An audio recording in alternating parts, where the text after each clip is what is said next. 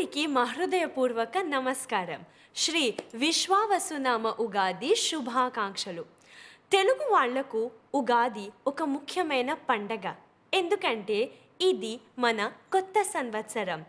ఉగాది రోజే అంటే చైత్రమాసం శుక్లపక్షం పాడ్యమి నాడు బ్రహ్మదేవుడు లోకాన్ని సృష్టించాడట. కానీ మామూలుగా ప్రతి సంవత్సరం ఈ ప్రపంచంలో అందరూ 1 జనవరి నాడు కొత్త సంవత్సరాన్ని జరుపుకుంటారు. 1 జనవరికి ఏమేం తయారులు ఉంటాయి? మామూలుగా ఇంటిని శుభ్రం చేయడం మాత్రమే. అది మన ఉగాది అయితే అంటే హిందువుల, విశేషంగా తెలుగు వాళ్ళ కొత్త సంవత్సరంలో ఏర్పాట్లు చాలా ఎక్కువగా, చాలా వైభవంగా, ఘనంగా ఉంటాయి. మన ఉగాదికి ఏర్పాట్లు రోజులు కాదు, కొన్ని వారాలు, బహుశా అప్పుడప్పుడు కొన్ని నెలల ముందే ఆరంభిస్తాయి. దీనిలో ఇంటిని శుభ్రం చేయడం మాత్రమే కాదు, ఇంకా ఎన్నో తయారులు ఉంటాయి. విశేషంగా మన మారిషస్ దేశంలో మనం ఎన్నో పండగలలో ఎన్నో పూజలు, ఉగాది సందర్భాన ఎన్నో పూజలు, ఎన్నో ఉత్సవాలు జరుపుకుంటూనే ఉంటాం. కాబట్టి ఆ ఉత్సవాలకు, ఆ పూజలకు, ఆ వేడుకలకు తయారులు ఎన్నో నెలల ముందే ఆరంభిస్తాయి. మామూలుగా మారిషస్ దేశంలో పెద్దవాళ్ళు మన తెలుగు భాష సంస్కృతిని కాపాడడానికి, పెంపొందించడానికి, యువకులలో ప్రోత్సహించడానికి ఎన్నో విధాలుగా ప్రయత్నాలు చేస్తున్నారు. నేటి బాలలే రేపటి పౌరులు అని అంటాం.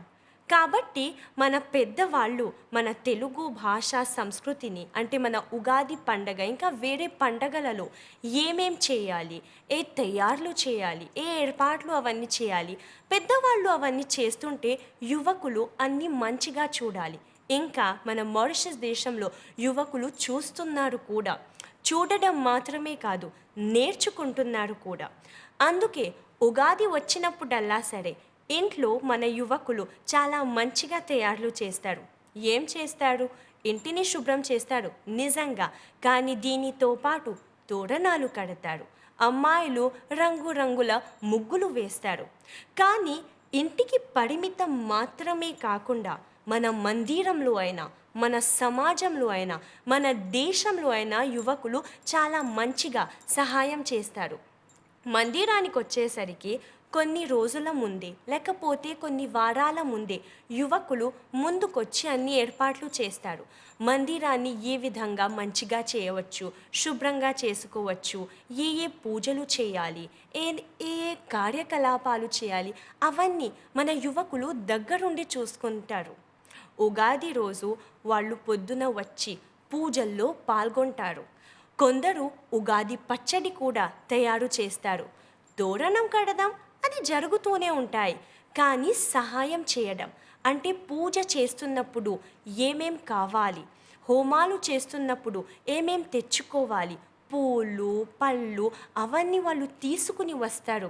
ఒకవేళ సాంస్కృతిక కార్యక్రమాలు, మందిరంలో సాంస్కృతిక కార్యక్రమాలు చేయాలంటే ఆ కార్యకలాపాలు, ఆ నృత్యాలు, ఆ సంగీతాలు, ఆ భజనలు, కీర్తనలు అన్నీ మన యువకులు దగ్గరుండి చూసుకుంటారు, ఏర్పాటు చేస్తారు, పాల్గొంటారు కూడా. మిఠాయిలు తయారు చేయడానికి మన పైకాయలు, మన అరిసెలు, మన ఉగాది పచ్చడి, అంతేకాకుండా పకోడీలు తయారు చేయడానికి కూడా యువకులు ముందుగా ఉంటారు. ఇది మందిరం గురించి. అంతేకాకుండా మన దేశంలో కూడా తెలుగు వాళ్ళు ఉగాది పండుగను చాలా వైభవంగా జరుపుకుంటారు. అయితే దీనికోసం ఏం చేస్తారు? మనకు ఒక యువకుల సంఘం ఉంది. మన యువకుల సంఘం దేశమంతటా పర్యటించి ఎన్నో సభలు ఏర్పాటు చేస్తారు. ఈ సభల ద్వారా దేశంలో ఉన్న తెలుగు యువకులందరినీ ఆకర్షిస్తారు, మన తెలుగు భాష సంస్కృతి పట్ల ఆకర్షిస్తారు. కొత్త కొత్త కార్యకలాపాలు ఏర్పాటు చేస్తూనే ఉంటారు. ఉగాది రోజు కొత్త కొత్త పథకాలు ముందుకు తీసుకొచ్చి మన యువకులను, పిల్లలను, పెద్దలను అందరినీ రంజింపచేస్తారు మన యువకులు. అందుకే అంటాం నేటి బాలలే రేపటి పౌరులు అని అంటాం. కాబట్టి మన యువకులు ఇవన్నీ నేర్చుకుంటారు. ఎందుకంటే రాబోయే సంవత్సరంలో వీళ్ళే ముందుకొచ్చి మన ఉగాది పండగను ఇంకా ఘనంగా జరుపుకోవాలి. ఈ సంవత్సరం మన ఉగాది పేరు విశ్వావసు నామ ఉగాది. విశ్వావసు ఒక గంధర్వుడి పేరు. కానీ విశ్వావసు అంటే అందరికీ మంచి జరగాలి.